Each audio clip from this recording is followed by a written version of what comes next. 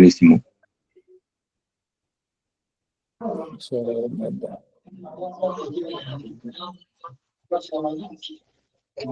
Bueno, la idea, este es el sexto Ateneo científico mensual que estamos realizando en la Sociedad de Cirujanos del Comahue.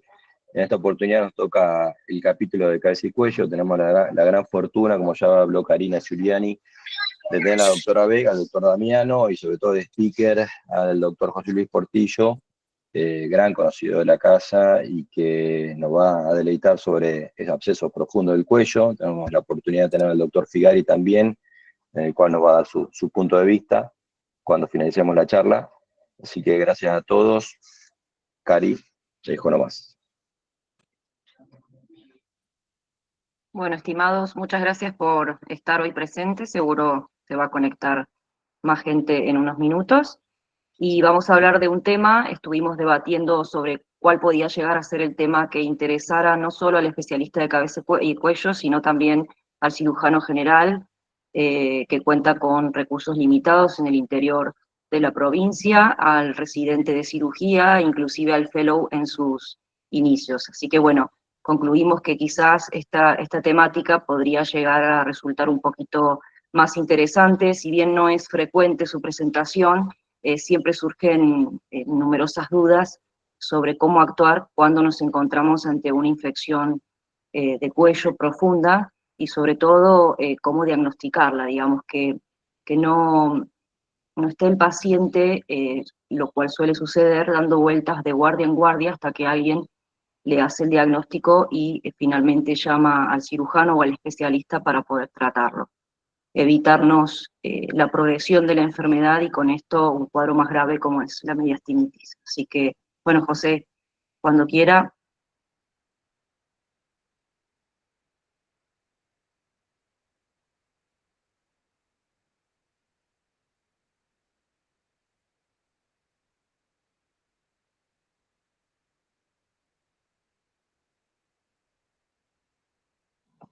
Bueno, ahí está intentando hablar José, pero no logra coordinar el micrófono. No se escucha, José. Lo tiene bloqueado su micrófono. Ahí, listo. Bueno, ahora sí, voy a volver a compartir la ventana, esa es. Ahí está, qué cosa ya. Espera, ¿ahí se ve? ¿Se ve bien? ¿Se ve? Ahora es la combinación perfecta. Bueno, muy bien. Entonces, muchas gracias, Karina, por la invitación. Gracias a Nicolás y a la gente del sur. Yo vivo en Posada, en el norte, y estoy un poco con calores, como 30 grados. La verdad que es un gusto siempre estar conectado a la gente del sur. Agradezco mucho a Gabriel Damiano y a Gaby Vega, que son amigos personales, compartimos la comisión directiva un poco, y al doctor Marcelo Figari, que fue el que nos marcó un poco el camino a casi todos los que los seguimos hace mucho tiempo, yo hace más de 25 años, pero bueno. Gracias Marcelo, gracias Gabriel, gracias Gaby por su presencia, gracias Cari y Nicolás y a la gente del sur. Bueno, en principio vamos a delinear algunos objetivos que es una práctica, una situación que se puede presentar en la práctica diaria con bastante frecuencia, pero tiene por ahí algunos pormenores muy particulares porque casi siempre los destinados a atender esto son cirujanos más jóvenes y con poca experiencia y a veces ven superados por la situación. Vamos a tratar de analizar algunos casos, qué actuación debemos tener, una revisión y una actualización, si tenemos alguna propuesta de mejora que hacer respecto a hasta cómo venimos haciendo hoy, y tratar en alguna medida de normatizar sobre todo el tratamiento médico previo. En términos generales, es una descripción general, qué anatomía relevante hay que conocer, cuáles son sus factores de riesgo, qué diagnóstico y evaluación debemos tener ante la presencia de esto y cómo vamos a enfocarnos en el tratamiento. Yo vi un muchacho de 46 años que fue a odontología, le sacaron un molar y el quinto o sexto día estaba con malestar y dificultad en la deglución, con edema facial y con trismus, fue a todas las guardias, como dijo Karina Giuliani hoy, a todos lados, y fue, digamos, ya empeorando al quinto o sexto día, ya estaba con disfagia, estaba deshidratado, en mal estado general, en una institución incluso pierde el conocimiento, lo rehidratan y lo mandan a la casa. Y él estaba así, un chico joven, que vino y cuando yo lo vi así. La verdad que era una situación bastante demandante y complicado, porque un muchacho joven que estaba así. Entonces, ¿qué debimos hacer con él? ¿Dónde se debe internar? ¿Lo internaría en la terapia? ¿Qué imágenes pediría? ¿Qué antibióticos iniciaría? ¿Cuáles? Y si hace una interconsulta para el médico general, ¿con quién la debe hacer? Entonces, ¿cuáles son los modernos abordajes hoy? ¿Y qué médico debe atender a esta gente? Y si los médicos que atienden en las guardias deben saber acerca de cómo manejar a estos enfermos que son, por otra parte, bastante complejos y generalmente tienen algunos problemas asociados porque ya vienen en situación avanzada, y cómo deberíamos manejarlo adecuadamente y qué hacer desde el punto de vista nuestro de manera diferente. Entonces, si bien los abscesos profundos son menos comunes hoy que antiguamente, básicamente por el tratamiento de los antibióticos, que generó algún impacto importante en la buena selección del tratamiento antibiótico, la mejor atención dental probablemente sea una de las razones más importantes en ejercer este cambio en este modelo de atención y en cómo se desarrollan las cosas hoy. Sin embargo, a pesar de que los antibióticos se han generalizado, no siempre son usados adecuadamente y no siempre son tratados desde el punto de vista infectológico como corresponde, de manera que las infecciones del cuello, si bien ha disminuido su proporción, no han desaparecido del todo, y es una de las emergencias más difíciles de manejar porque por lo general la gente más joven y con menos experiencia es la que se ve enfrentada a estas situaciones que son situaciones, por otro lado, difíciles. Sabemos que anatómicamente el cuello está dividido en planos faciales que tienen alguna especificidad en la diseminación de un proceso infeccioso. Una vez que se establece un fenómeno patológico, los espacios se llaman espacios faciales primarios y secundarios, básicamente determinados por las incisiones de las fascias cervicales en relación a los músculos, ¿sí?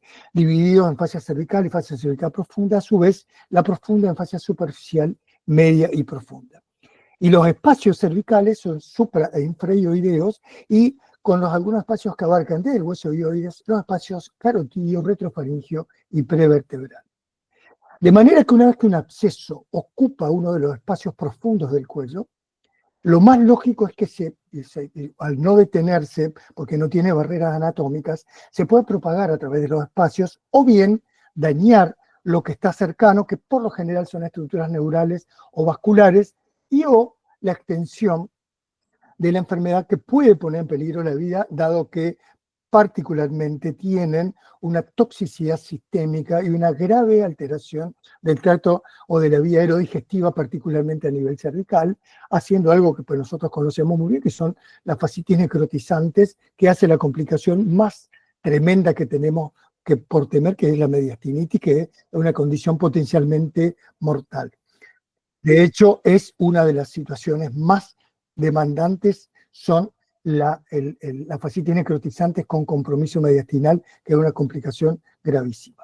También puede ser afectación vascular, como trombosis la yugular, y erosión de la carótida interna. Yo creo que no es tan frecuente, lo que es más frecuente de todo y a lo más temible es la mediastinitis por la alta cantidad de mortalidad que tiene. De manera que el enfrentarse a un absceso profundo de cuello sigue siendo un desafío hoy, a pesar de todo lo que sabemos, del acceso a la tecnología y todo tenemos, de acuerdo con varios estudios que pude leer y ver y que me parecieron de importancia.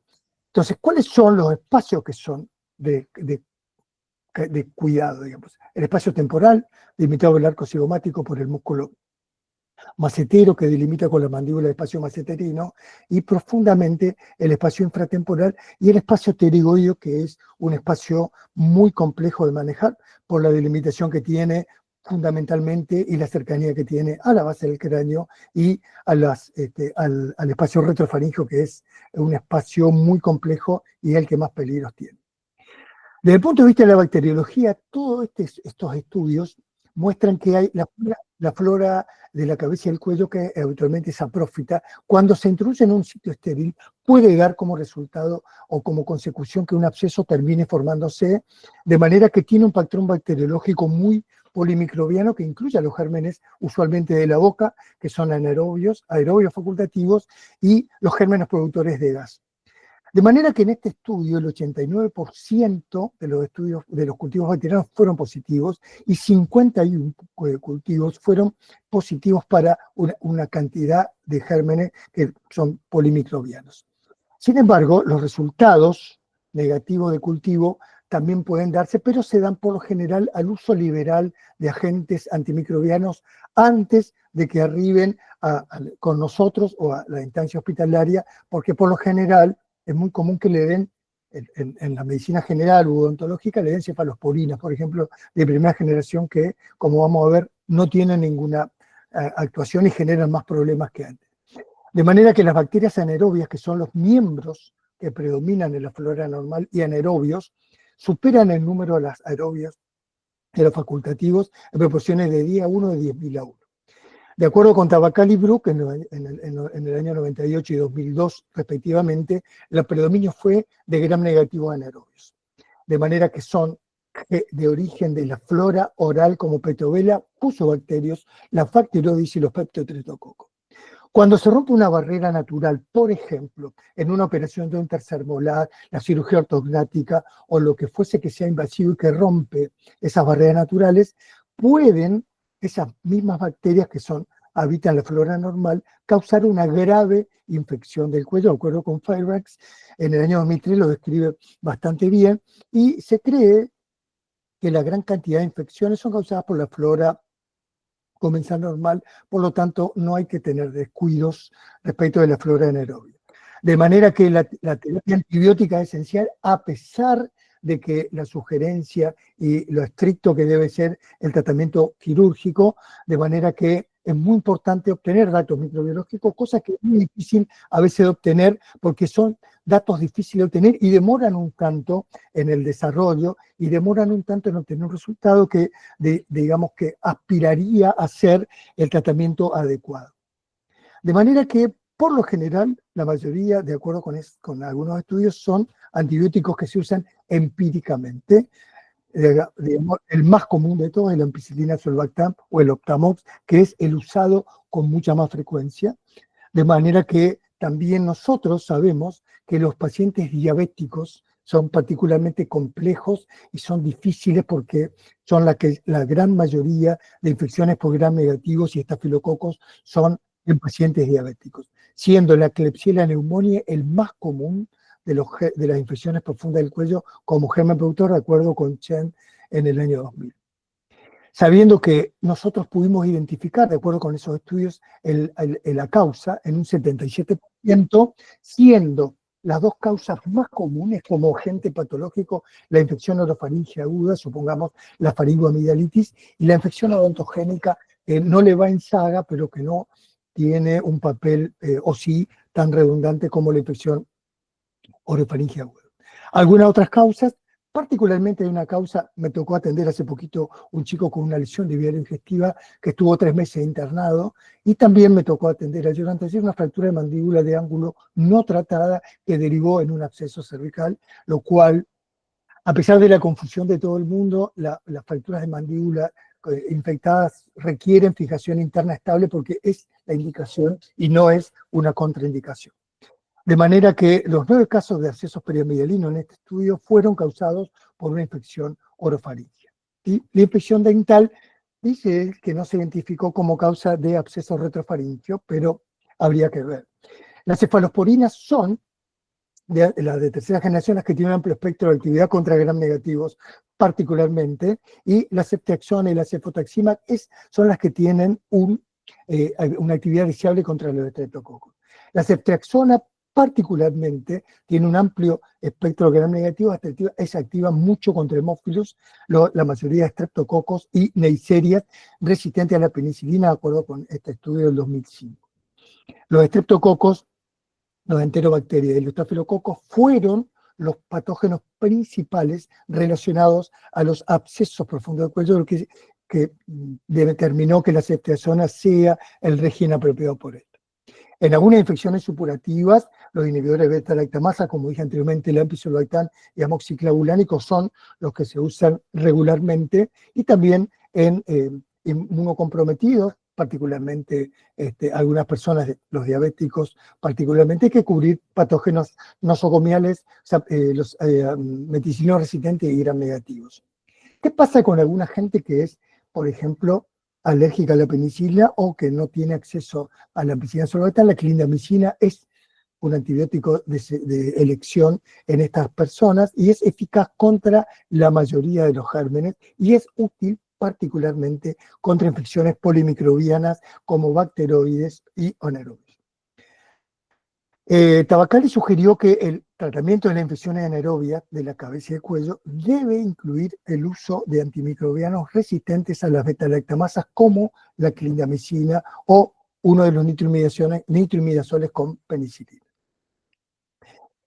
Una vez concluido el tema, nos planteamos cuál es el mejor diagnóstico imagenológico.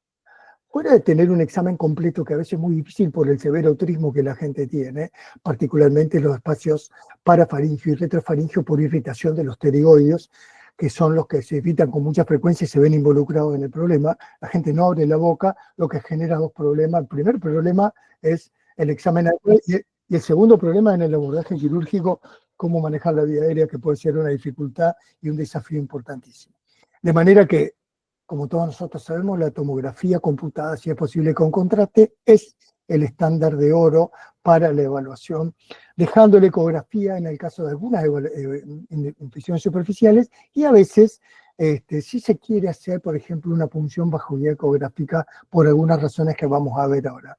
Sabemos que las radiografías convencionales son poco adecuadas, particularmente se pueden usar por ejemplo, en el diagnóstico de una fractura de mandíbula, como ustedes ven acá en este cuadro cómo los espacios del cuello se vieron afectados. El espacio submandibular fue el que se llevó la mayoría, en un 35%, el parafaringio, el masticador, el periamedialino sublingual y el parotidio, en menor medida, y en la región infraioidea, el espacio cervical anterior y el espacio cervical posterior fueron los que tienen la mayoría de las causas o la mayoría de las localizaciones. Y los espacios que son atraviesan todo el cuello, el retrofaringio y el espacio carotídeo, con un 13 y un 11% respectivamente, también tienen una gran demanda. De manera que cuando nosotros nos enfrentamos a esto, lo que más tenemos que saber es comprender la anatomía y qué vía de propagación pueden tener desde un espacio facial primario a un espacio facial secundario, que son determinadas por lo que ustedes ven acá en este esquema, que es un esquema bastante sencillo, pero que es un esquema que permite saber cómo uno se puede organizar la sección o la anatomía del cabeza y cuello, en la cavidad oral, la faringe, el cuello que incluye la columna cervical, los senos paranasales, las órbitas y los oídos. Las órbitas forman parte a veces de infecciones graves, que son las celulitis orbitarias, que son infecciones muy complejas. En este esquema vemos cómo se disponen las fascias cervicales, la fascia cervical superficial, la profunda lámina superficial, la capa muscular, la visceral o lámina profunda, la fascia alar y la fascia prevertebral, que son muy importantes para comprender cómo se distribuyen los distintos abscesos basados en la ocupación de los espacios determinados por las fascias. ¿Qué pasa cuando uno va a proponer una incisión o un drenaje? Lo primero que tiene que hacer es que la vía esté segura, antes de iniciar cualquier procedimiento quirúrgico.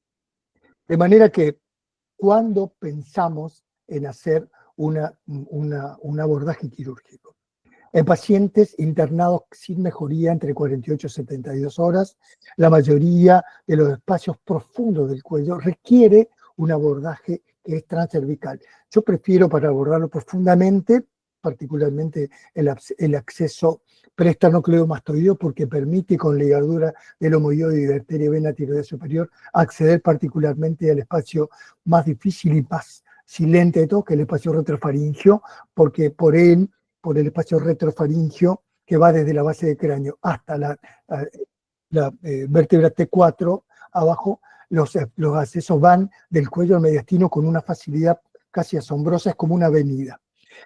Ahora, algunos estudios dicen que se pueden guiar por ecografía, particularmente en pacientes pediátricos. Algunos abscesos por ejemplo, en el espacio profundo permite estancias más cortas con un promedio de 5.4 días en comparación con los casi 10 días cuando se hizo abordaje quirúrgico netamente.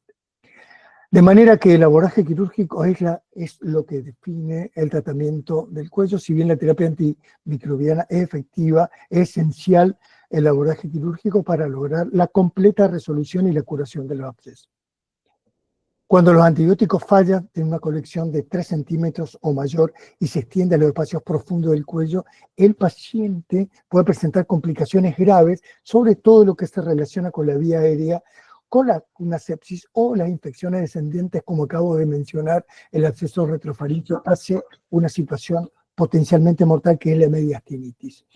Cuando un enfermo cursa una fascitis necrotizante con mediastinitis, hay que prepararse para tener un enfermo muy complicado porque la posibilidad de que estén muchos días en la terapia intensiva y que requiera abordaje transdisciplinario conjuntamente con cirugía tórax es la norma y es lo que va a pasar.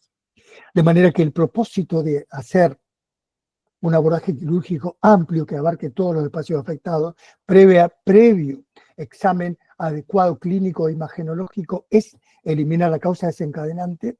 Hay una discusión muy importante acerca si eliminar, supongamos, en el momento de hacer el abordaje quirúrgico, hacer una exodoncia. Es una discusión que no sé si vale la pena tener, y yo no creo que contribuya significativamente a hacer una exodoncia en ese momento a la resolución del problema, pero hay gente que dice que sí.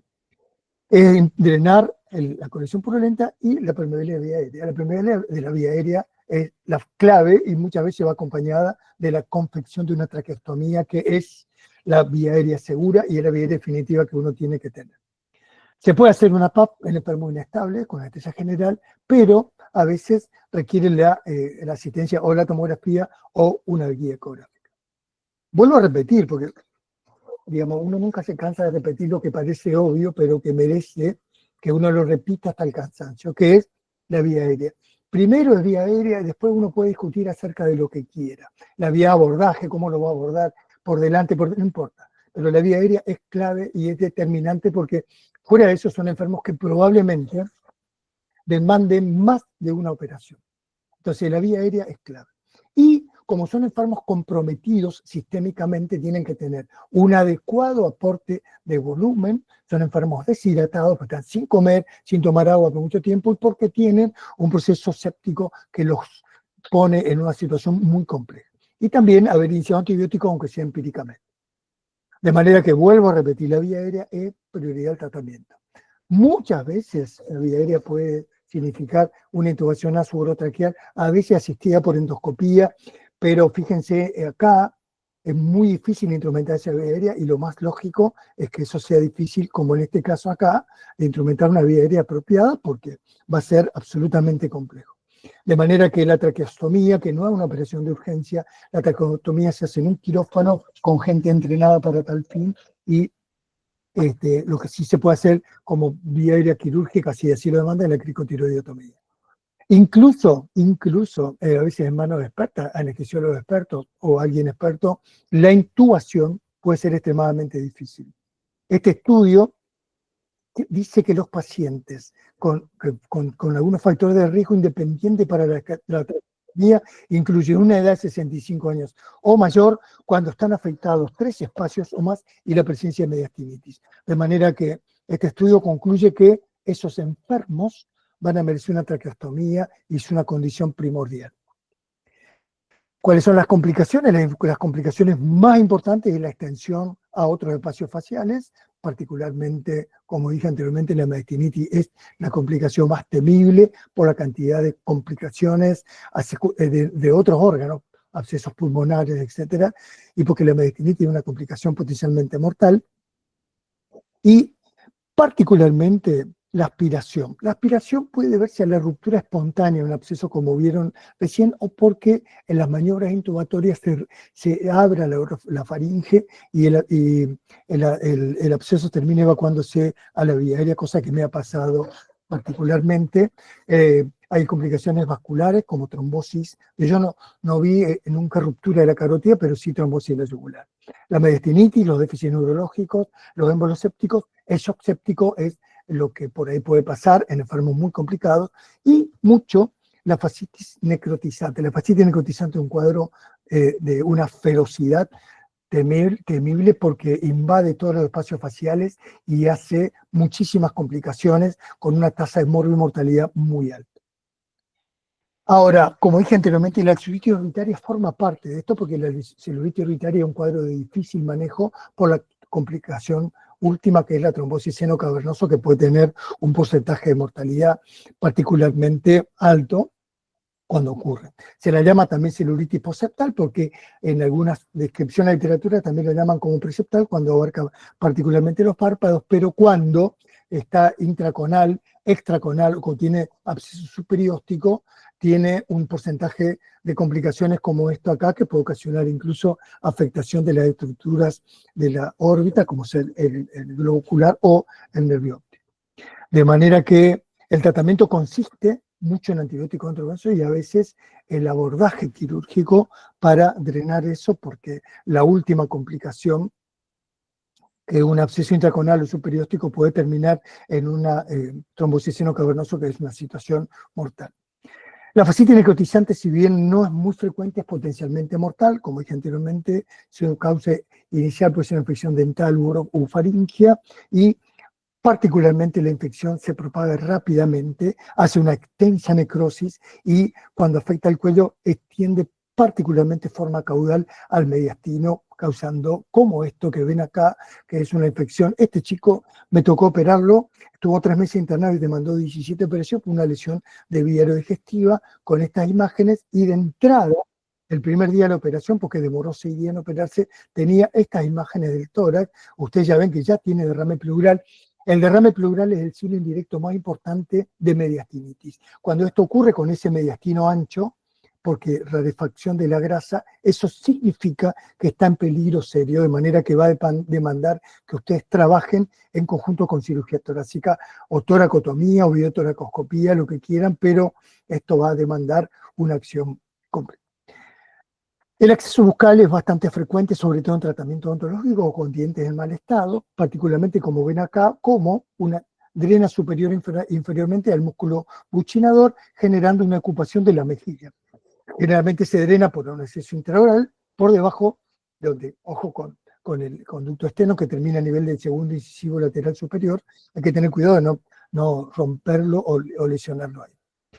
El acceso al espacio canino, porque la discusión es si el espacio canino es un espacio virtual o si existe en realidad, normalmente es causada por la infección de un premolar. El segundo incisivo lateral tiene una raíz muy larga y a veces tiene 21 milímetros, puede generar este tipo de infecciones, ¿sí?, que elevan el músculo elevador de ángulo de la boca y por lo general se hace por vía intraoral, como ven acá, cómo deforma el ala nasal y cómo eleva ese espacio que es el espacio canino.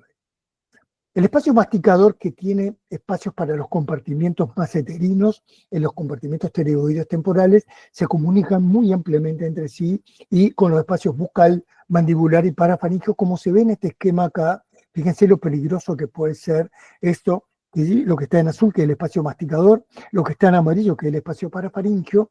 Acuérdense que el espacio parafaringeo está dividido por la apófisis esteroides en pre y retroestilio. El retroestilio es el más peligroso de todo porque contiene a los grandes vasos, y el espacio parotidio, que es lo que está marcado con verde ahí. Este es un enfermo con un absceso al espacio masticador, que por lo general se hace con un abordaje externo, que puede ser el abordaje usado para la parotidectomía, pero también por un abordaje intraoral, y se puede ser guiado por ecografía. El espacio pterigoideo, que es un espacio situado por dentro de la mandíbula y abarca fundamentalmente a los pterigoideos internos. El pterigoideo va del rafe pterigoideo a la apófisis pterigoides y genera mucho trismo y dificilísimo de manejar porque particularmente los enfermos no abren la boca por irritación de los pterigoides. Se ve muchas veces, por infecciones debidas a las maniobras o a un tercer molar o a una cirugía del tercer molar o a la cirugía ortognática, particularmente sobre la mandíbula.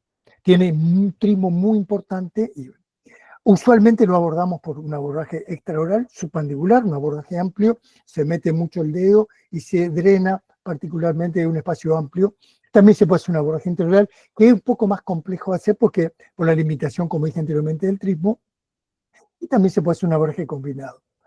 El espacio temporal, que es un espacio, forma a veces parte del espacio masticador, particularmente se divide en dos compartimientos, como ven en este muchacho que me tocó tratar.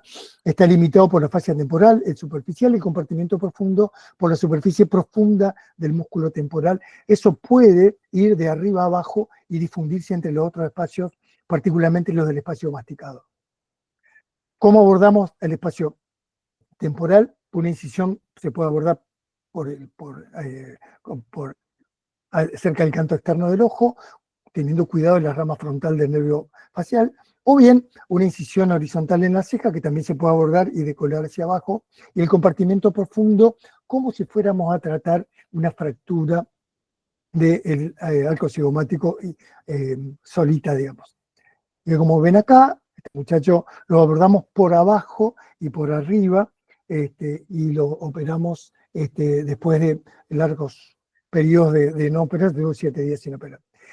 Hay una discusión respecto a qué hacer cuando hay un absceso de la parótida, si la parótida se drena o no se drena. Me tocó hace muy poquito tener que hacer una parotiditomía de casi urgencia después de tener un absceso como este y que no había forma de tratar, así que tuvimos que hacer una parotiditomía de urgencia con una dificultad severa en la disección del nervio facial porque hay un pegoteo muy importante, pero lo pudimos hacer con un poco la ayuda del neuromonitoreo. El espacio sublingual, que es un espacio que está limitado por la mucosa del piso de la boca por arriba y el músculo miloideo por abajo, un espacio que puede ser un poco problemático porque la literatura describe que para uno abordar esto hay que cortar el miloideo y abordarlo para efectuar el drenaje adecuadamente, porque si no queda retenido ese espacio y particularmente no se puede drenar. Y está limitado por la mandíbula, obviamente, teniendo el hueso hioides por debajo. Fíjense cómo eleva mucho el piso de la boca, pues una dificultad muy severa para la vía aérea y es muy importante a veces drenarlo con abordaje transoral, pero por ahí si hay que drenar por abajo y cortar los músculos miloideos para permitir que salga por abajo. El espacio submentoniano, que también es anexo a es un espacio más inferior, cruza la línea media y está cubierto por la capa superficial de la fascia cervical y por la piel particularmente, y los digástricos lateralmente. El espacio submandibular es el espacio más inferior, supraioideo, y se extiende del hueso hioides cubierto lateralmente entre el hioides y la mandíbula. Como se ve acá, a veces requiere un drenaje amplio y requiere una vía aérea, como ven acá, una traqueostomía, porque es muy difícil de acceder a la vía aérea por el gran edema que provoca la boca. La angina de Lübeck, que es una condición particularmente grave, es muy difícil de manejar, mucho porque genera un problema severísimo en el piso de la boca, no se ve nada, esta gente no se puede intubar, de manera que generalmente por cuestiones dentales, incluye los espacios sublingual, submentoniano y submandibular de ambos bilateralmente. Es una celulitis que afecta a los tres espacios y que puede ser mortal por el compromiso muy frecuente y rápido que a veces provoca sobre la vía aérea, de manera que la traqueostomía es, diría que no la excepción sino la regla, y una infección que puede descender y causar mediastinitis, ¿sí? Entonces, fíjense acá, las imágenes son muy importantes para evaluarla, y como se ve acá, este enfermo que el principal objetivo que tuvo fue asegurar la vía aérea. Después podemos discutir cuál es la vía de abordaje. Es preferible obviamente abordarlo por fuera y digamos que la infección, la intubación orotraqueal es destinada al fracaso, probablemente es algo que no haya que intentar hacer. El espacio parafaringio, un poco más hacia adentro, se extiende como un triángulo con la base invertida, desde la base cráneo hasta el hueso hioides, limitado medialmente por la capa visceral de la fascia profunda y por el conductor superior de la faringe, y lateralmente por la mandíbula, los pterigoides mediales y la parótida. Tiene un espacio, como dije anteriormente, por la apófisis estiloide en pre y retroestilio, lo cual tiene mucha importancia porque el retroestilio alberga los pares craneanos y los grandes vasos. El absceso parafaringio es una infección potencialmente mortal porque tiene una gran capacidad de difundirse hacia el espacio retrofaringio y desde ahí ir hacia el mediastino, hacia una mediastinitis. El absceso del espacio parafaringio tiene complicaciones graves como sobre todo las determinadas por la vía aérea, trombosis de la vena yugular interna. Está descrito en la literatura el pseudoneurisma y el estallido de la carótida. Pero sí, lo más importante es la propagación hacia el espacio peligroso, que es el retrofaringio, y la mediastinitis posterior, que es lo que ocasiona la mayor parte de las complicaciones, siendo su imagen por excelencia la tomografía con contraste, si es que se puede, ya que un absceso pequeño a veces se puede localizar, pero a medida que el absceso crece se puede volver un poco más difícil, sobre todo las delimitaciones sobre cuál de los espacios está afectado. Entonces, el abordaje quirúrgico se puede hacer por dentro de la boca, pero se puede hacer por un amplio acceso. Yo vuelvo a repetir, prefiero el acceso transcervical por vía preesternocleidomastoidea, cortando el lomo hioideo y la arteria y vena tiroidea superior. Uno accede con mucha facilidad a lo que está por detrás, entre la columna y la faringe, y accede ampliamente, incluso desde arriba puede drenar el mediastino anterosuperior. El espacio periamigdalino es un espacio que está en relación mucho con las amígdalas, porque es un espacio que lateralmente limita con el espacio masticador, y es muy común que tenga abscesos en las faringoamigdalitis, que son bastante comunes, sobre todo por el tratamiento insuficiente y por el tratamiento inapropiado con antibióticos inapropiados. De manera que son pacientes bastante complejos, están con edinofagia, salivación, con trismos mucho, y con la amígdala desplazada medialmente, lo cual fíjense que puede generar un problema serio para intentar hacer una vía aérea quirúrgica. Puede intentar punzarse, pero por lo general el acceso por vía endoral se puede drenar, prácticamente teniendo cuidado que el pus no inunde la vía aérea. El espacio pretraqueal es un espacio que tiende del cartílago tiroide hasta el mediastino a nivel de AT4 y incluye una perforación a veces de la pared anterior del esófago por maniobras instrumentales.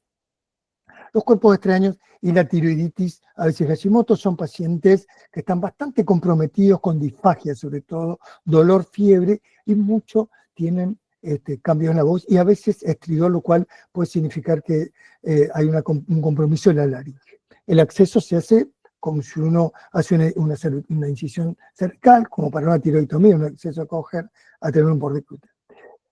¿Qué pasa con el espacio retrofaríngeo? Que es esto que ven acá, que está lleno de gas por una lesión de la faringe, que es el enfermo que me tocó tratar, con una perforación de la faringe en su cara posterior, ¿sí?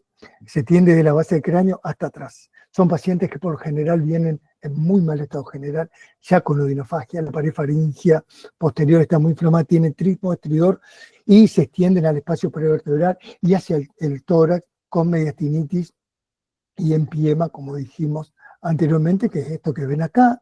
Eso, ya el enfermo lo operamos el primer día, ya el primer día tenía esta imagen de manera que demandó un abordaje amplio, y el abordaje quirúrgico fue entre lo que ven acá, que es el esternocleidomastoideo, la carótida queda comprometida acá, y esto que es la faringe con el orificio que nosotros pudimos evacuar, y atrás la columna, ¿sí? Por delante del esternocleidomastoideo, que es el acceso universal que permite acceso a todos los espacios faciales secundarios.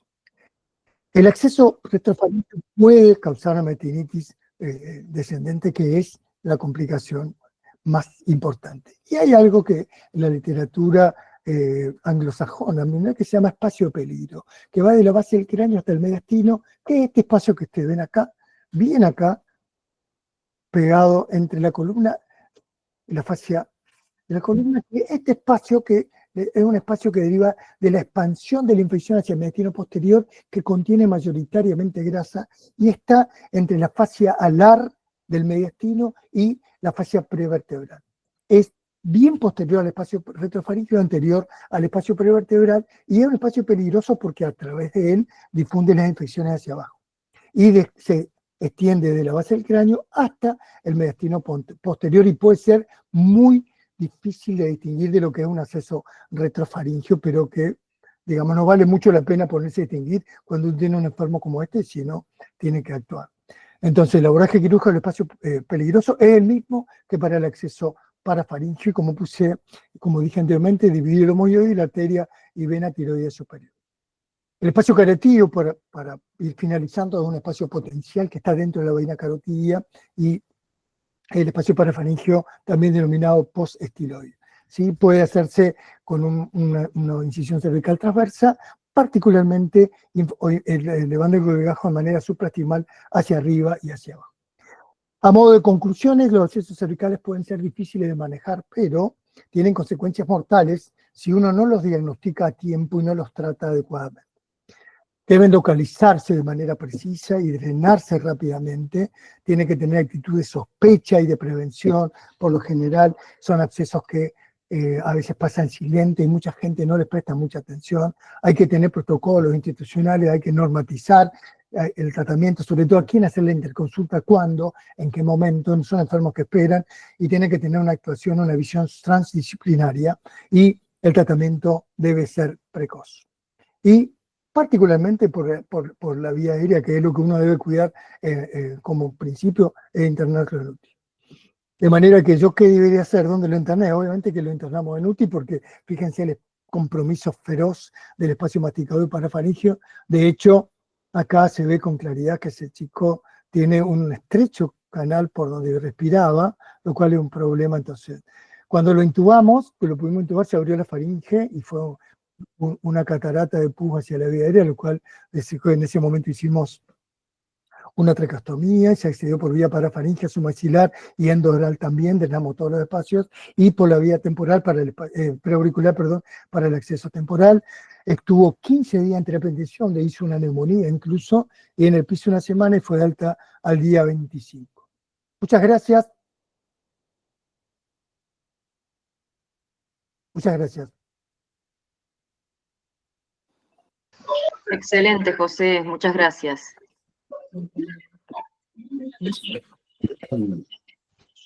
Muy bueno, José, impresionante. Realmente. No. Excelente No, clase, José. Muy clarito, muy preciso.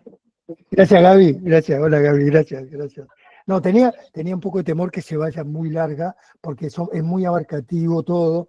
Y entonces por ahí traté de que se entienda en realidad el tema de la concepción de los antibióticos, la bacteriología, porque hay que usar antibióticos y cuáles son los abordajes quirúrgicos. Yo prefiero abordarlo por vía esternocleidomastoidea, sobre todo si uno piensa en lesiones digestivas a la izquierda, porque el esófago se va un poco hacia la izquierda y uno puede tener ahí. Ese método que usé ahí, que se llama en trauma, método de Torek, que antes poníamos un KER en el esófago y lo sacábamos por ahí, y esto me costó muchísimo porque estaba atrás en la faringe, muy atrás, y no lo podía traer. Entonces le puse eso, le decabecé la perita al neonatólogo y se lo puse de adentro afuera y lo saqué.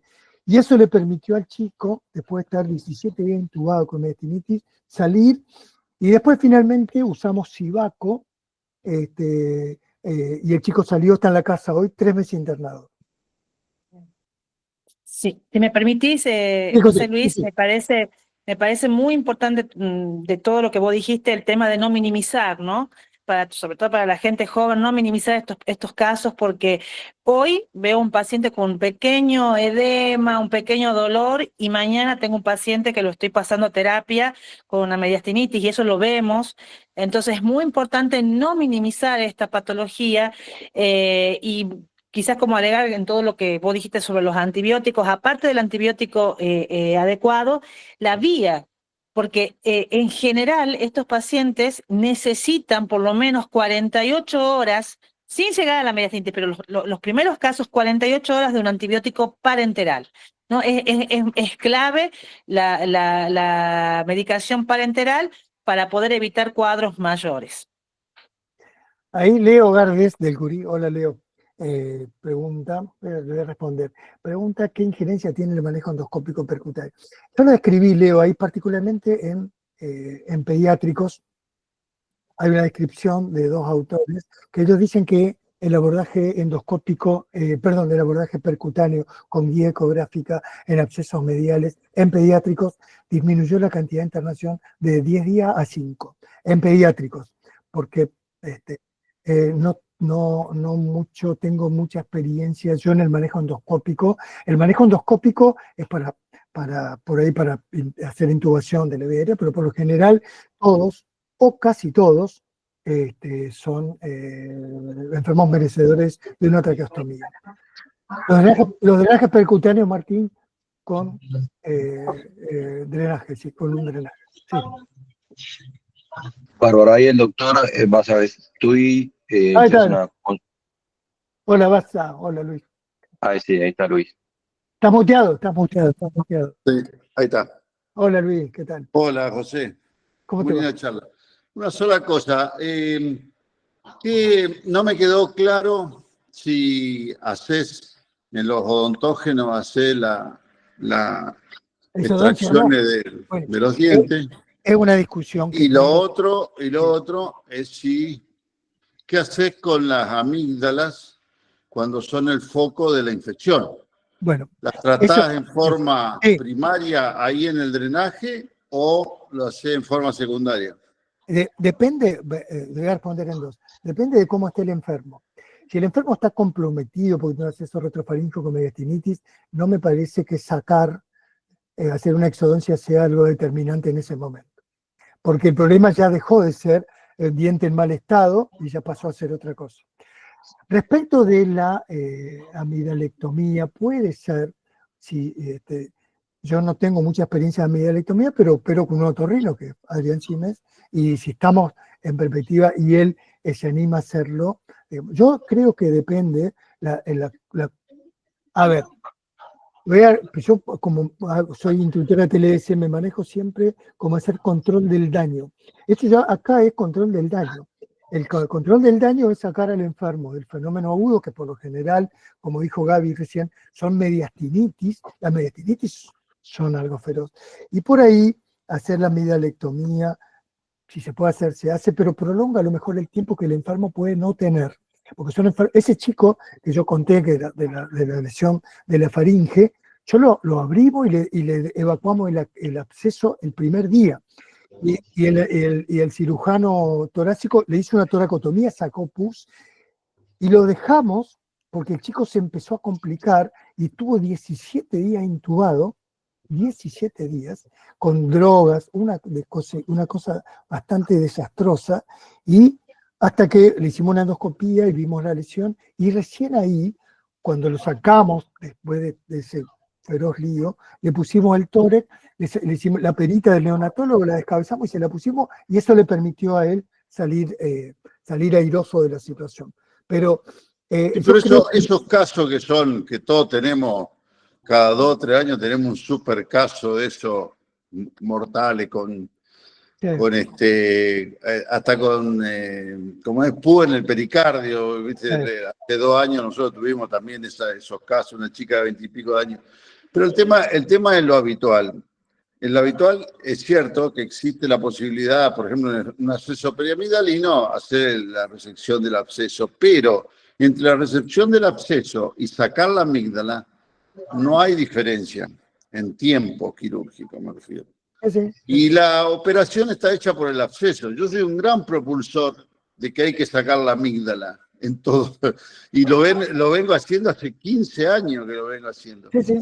Porque la disección la hace el absceso. Exacto. Ya te lo da servido para que lo saque. En cambio, lo otro te lleva a que vos enfrías y a lo mejor a los 20 días tenés que hacer la operación de la amígdala y no es lo mismo.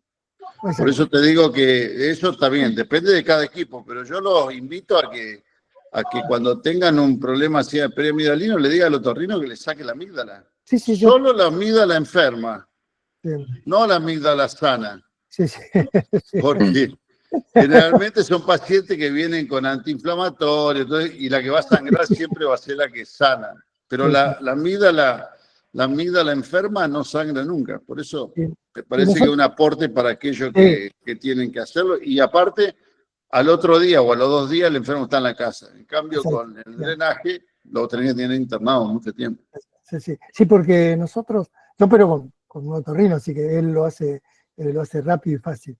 Y yo no tengo tanta experiencia en la amidalectomía, pero cuando hacemos eso, él la saca porque la discusión es con los odontólogos acerca de si hacer la exodoncia contribuye o no.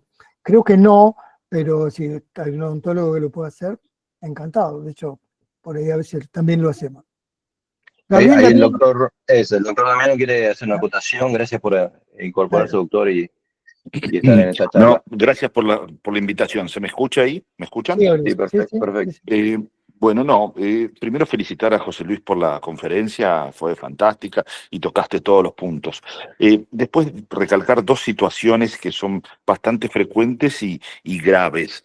Los abscesos amigdalinos y demás generalmente dan tiempo en general para drenarlo, pero el problema es ese paciente joven tratado en algún centro periférico odontológico que viene desde hace una semana o quizás dos, tomando analgésicos sintomáticos por una cuestión de dolor y demás, y con antibióticos en forma insuficiente, que lo vemos con un gran absceso cervical y con las vías de diseminación, que son la fascia cervical media a través de las vainas carotidias y las retrofaringias hacia el mediastino. Esos pacientes deben ser rápidamente tratados, rápidamente drenados, porque están muchas veces cuando los encuentro, me ha tocado verlos, agónicos y donde el dedo, cuando hacemos los abordajes cervicales universales, preesternocleido,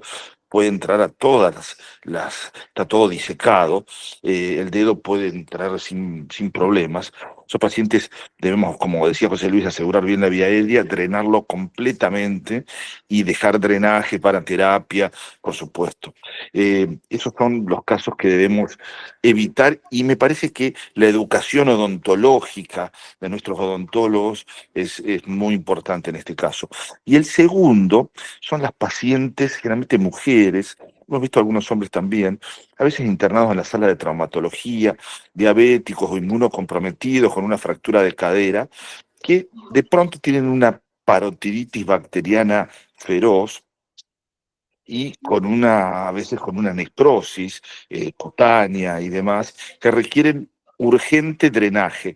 No una parotidectomía, pero sí drenaje en el polo inferior de la parótida, con antibióticos, hidratarlos por supuesto muy bien, antibióticos por vía endovenosa y bueno, a veces esos pacientes se complican mucho, especialmente si son inmunocomprometidos. Esos son los dos casos que frecuentemente vemos y que todavía no aprendemos a detectar a tiempo. Eso quería decir. Muchas gracias por la invitación. Marcelo, Bárbaro. Marcelo, ¿quería aportar algo? Doctor Figueri. Sí, yo quería, bueno, más allá de felicitarte, que hiciste una muy buena revisión de la mayor parte de los aspectos relacionados con este problema complejo, quería realzar dos o tres cosas. Una es el manejo de la vía aérea, y vos comentaste en el caso de ese absceso tan importante, tuviste una vómica intraoperatoria en el momento en que se iba a producir el control, y bueno, eso es una de las cosas que uno que tiene que tratar de evitar, sobre todo el paciente que ya está con trismus, de ninguna manera efectuar una maniobra intubatoria forzando ese trismus, porque es el pasaporte a que ocurra eso, y el anestesiólogo a cargo tiene que estar adecuadamente preparado para hacer una intubación fibroscópica, ¿no? Eso es desde ya porque la traqueotomía, que sí es factible también hasta que se termina de controlar la vía aérea, se puede producir la aspiración que uno desea evitar. El segundo punto, me parece que no hay discusión que estos casos tan complejos no se pueden manejar sin tomografía, porque la verdad que la tomografía es no solamente el elemento decisivo para el diagnóstico, sino también para planificar el tratamiento, porque como vos bien comentaste, muchos de estos abscesos no es necesario que se drenen por incisiones complejas, pero muchas veces son múltiples incisiones que permiten conectar adecuadamente, y no es que se van a drenar por gravedad. Tiene que haber una exploración digital del espacio que permita el adecuado drenaje y lavado posterior. Y lo último que quería comentar es esa famosa discusión acerca de exodoncia o no exodoncia.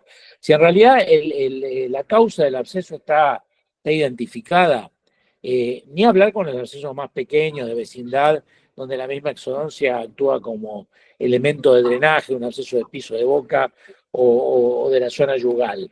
Pero en los grandes abscesos, una vez que se removió completamente y se hizo el lavado, no hay ningún motivo para mantener el foco infeccioso. Así que, digamos, no hay un argumento sólido para en ese mismo momento no concluir eliminando la causa que motivó el absceso. Así que esos 3 comentarios que me parece que son complementarios, pero nuevamente felicitaciones.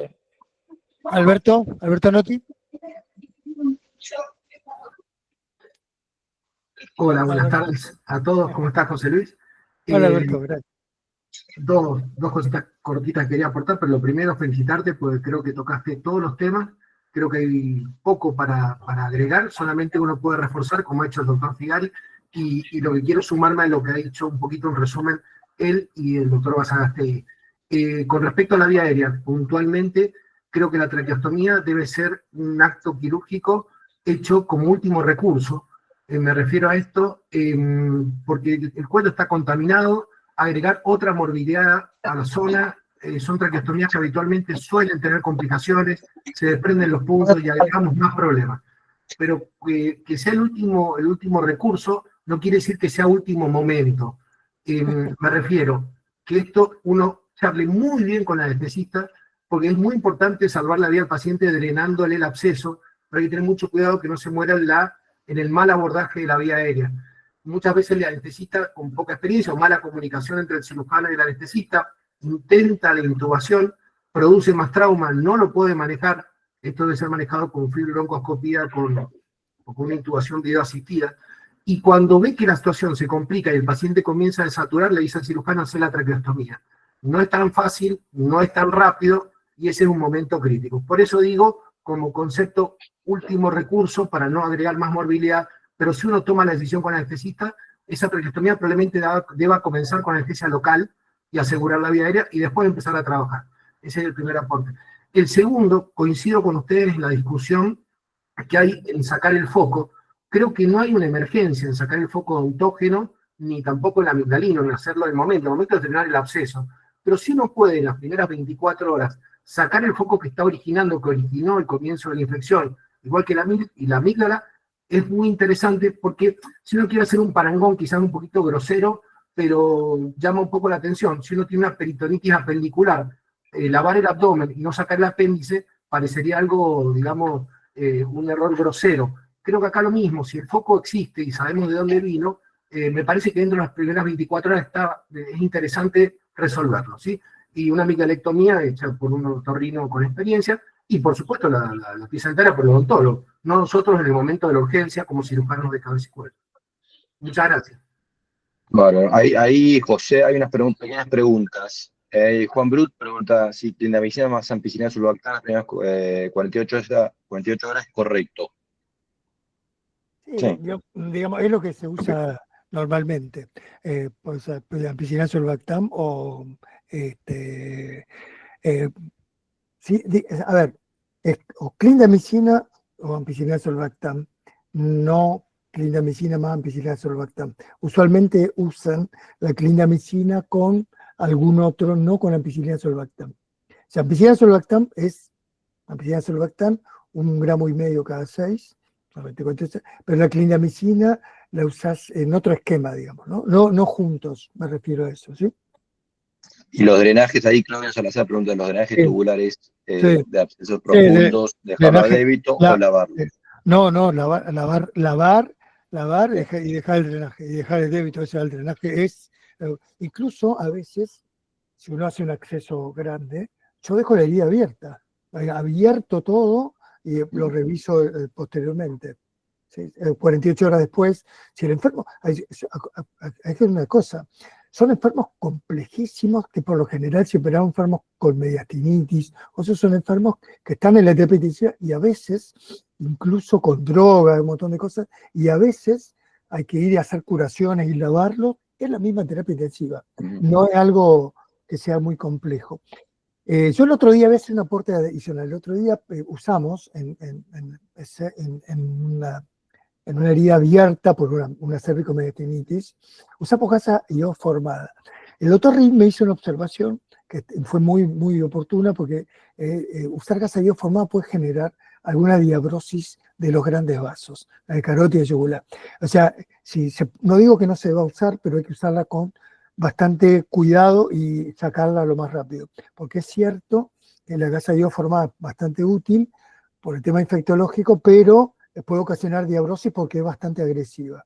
Sí, en la boca se puede usar, pero en el cuello hay que usarla con bastante cuidado. Bien, ahí la doctora Castilla también aporta que podría hacerle una videofibroendoscopia vigil con anestesia local de la vía aérea, es un buen paso seguro para intubarlo. Sí, sí, está bien, perfecto. Y, Eso. Acá, Juan, le respondo a Juan porque Marcelo levantó la mano. Eso es clínicamente esa No, pero sí, era un comentario a lo que dijiste de la gasa hidroformada. La gasa hidroformada en muchos medios de todo el mundo está directamente erradicada. Sí. Erradicada por la causa que vos acabas de comentar, porque tiene más desventajas que ventajas. Sí. Y es muy irritativa, puede provocar daños vasculares, no tiene un beneficio adicional una vez drenado el foco del absceso adecuadamente. No hace falta, la verdad no hace falta. Doc Portillo o Figario, Marcelo, ¿y qué rol cumple la resonancia? Veo que hablado mucho de la tomografía, que viene el absceso, mucha tomografía, y para el espacio, ¿siempre tomografía o en algún momento específico le viene la resonancia?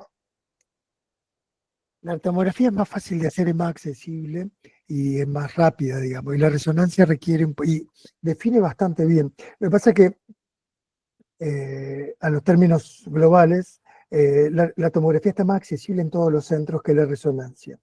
Y la resonancia es un método, más bien define bien partes blandas, pero yo prefiero la tomografía con contraste y eso, con eso está bastante, define bien hasta el tórax, bien perfectamente todo. Sí, Usted, coincido doctor con lo que Figari, dice. Perfecto. Coincido con lo que dice José Luis por las mismas razones, absolutamente. Buenísimo, buenísimo. Sí, nosotros usamos resonancia ya cuando evaluar las otras complicaciones como la vascular y toda esa, ahí sí. Si no, normalmente con seguimiento con laboratorio y tomografía, seguimos al paciente, los pacientes muy graves, lo escaneamos, si la proteína C reactiva y la eritrocementación no baja adecuadamente, lo vamos escaneando cada 48, 72 horas. Bueno, la doctora Silviane lo que dice aclara Karina, eso. José que dice Acevedo, Karina de que siempre incluir mediastina, ¿no? Sí, claro. Doctor Acevedo. Sí. Bueno, doctor José, muchas gracias, realmente muy interesante todo. Gracias. Yo soy cirujano general, hago guardia y un pequeño comentario y una pregunta. El comentario es la displicencia con la que se manejan los odontólogos. Muchas veces los pacientes andan dando vuelta y no consiguen, le hicieron una extracción dentaria o algún procedimiento y al segundo, tercer, cuarto día tratan de hablar con su odontólogo y no consiguen ni siquiera que lo revise o le medican con amoxi por vía telefónica y bueno, terminan esto.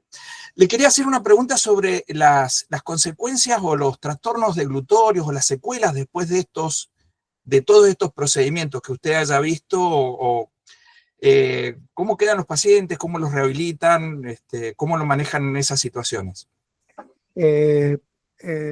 Primero, son enfermos complejos que van a terapia y la kinesiología es clave y fundamental.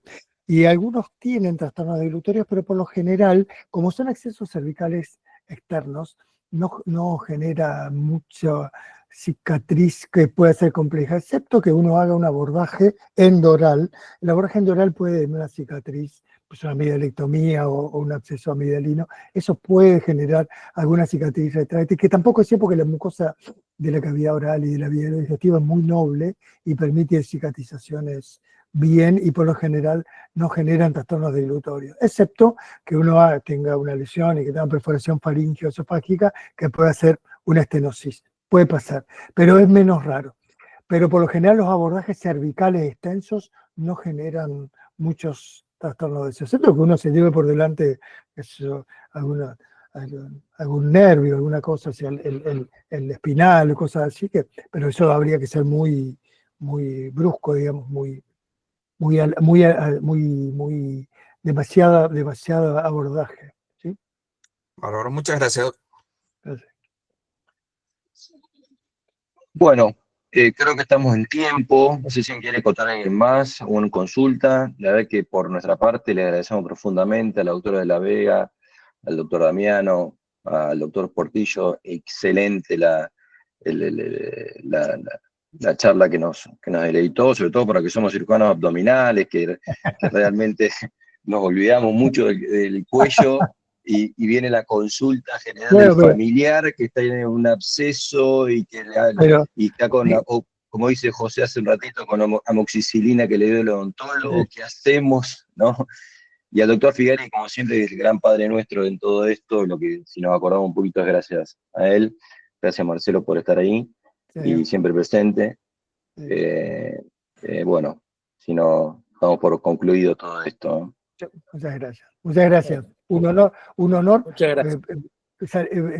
Recorrer toda la Argentina, porque yo vivo en el límite con Paraguay, de acá en mi casa miro Paraguay enfrente, y ustedes están en el sur. La Argentina es tan grande y tan vasta así que la verdad que es un placer. Algo inesperado para mí hace poquito, pero la verdad que me dio mucho gusto. Gracias. Realmente muchas gracias, sinceramente. Muchas gracias a todos. Gracias. Bueno. Gracias a todos. Felicitaciones, José. Gracias. Chao, hasta luego. Chao. Felicitaciones, José. Chao. Gracias. Gracias, Gaby. Gracias, Gaby. Gracias, Gabriel. Chao, Cari. Chao, Marce. Nico. Hasta Chao, luego. chicos. Chao, Doc, nos vemos. Chao, gracias. Chao. Gracias. Chao, Pablo. Pablo, que la pase bien. Chao, chao.